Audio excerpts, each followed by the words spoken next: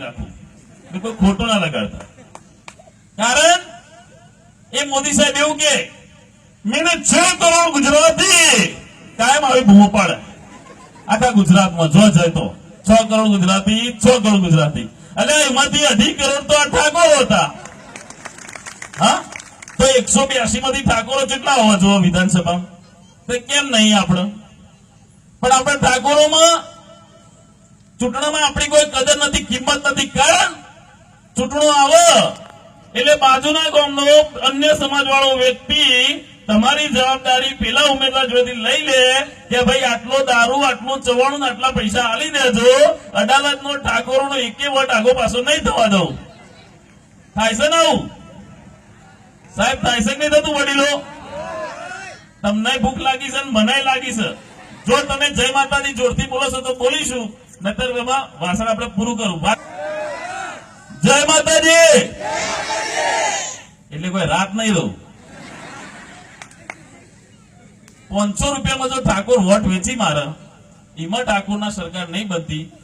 કારણ કે તમે વિચાર કરો, એટલે આપણે એવા સમાજમાંથી આવીએ છીએ કે કોઈક આપણું હરખું વતું કરી જાય ને દાઢી તો પેઢીઓ પેલા આપણા બાપ દાદા 5-10 વીઘા જમીન આલી દેતા હતા.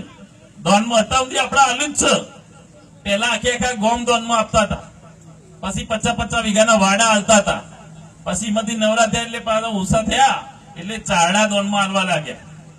અને હજુય ધોતિયું થેપાડું પાઘડી હાડીઓ તો હજુય દોનમાં હાલીએ જ છીએ. હાલમાં કુદા ઠાકોરે પાછું વળીને જોયું નહીં, પણ આપવા માટે ક્ષમતા હોવી જોઈએ.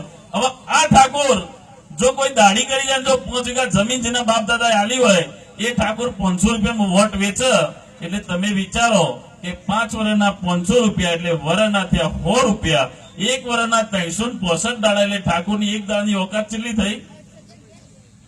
36 પૈસા. આટલા સસ્તા ઠાકોરો છીએ. હવે ચૂંટણું આવે અને જો કોઈ 500 ની નોટ બતાવો તો પોચાની 4 આલજો તો ઠાકોર હાચા. એમને ફઈ થોડી તકલીફ થઈ, છેડો ફાડી નાખે તો પંચાયતમાં પંજો આવી ગયો. પણ કોંગ્રેસના ભાજપ બેની જો તમને પ્રોમિસ આપી તો બેન ખેંચવામાં બાકી નહીં રાખવું. મારા મગજમાં એક ગેરસમજ થઈ છે. અહીંયા કોંગ્રેસના ભાજપના 2 આગેવાનો છે. ફઈ એવું કે વર્ષે 6 લાખ કમાતા હોય એ ગરીબ કહેવાય, એમને ઈબીસી નો હક મળવો જોઈએ. વર્ષના 6 લાખ એટલે મહિનાના 50,000 થયા.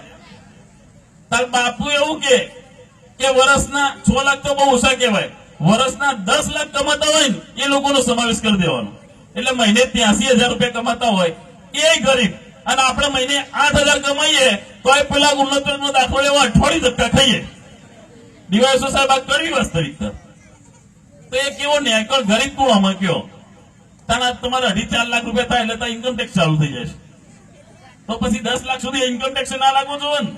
એ ગરીબ જેની ઘેર ગાડીઓ પડી હોય છે, એના ઘેર બીપીએલ ના કાર્ડ હોય છે, અને જેના ઘેર સાયકલમાં પંચર કરવાનો ઠેકવા ના હોય એના બિચારા નહીં મળતા કાર્ડ. શું કરવાનું કયો? એટલે આ બધી બાબતો એટલા માટે છે કે વિધાનસભામાં આપણે આપણા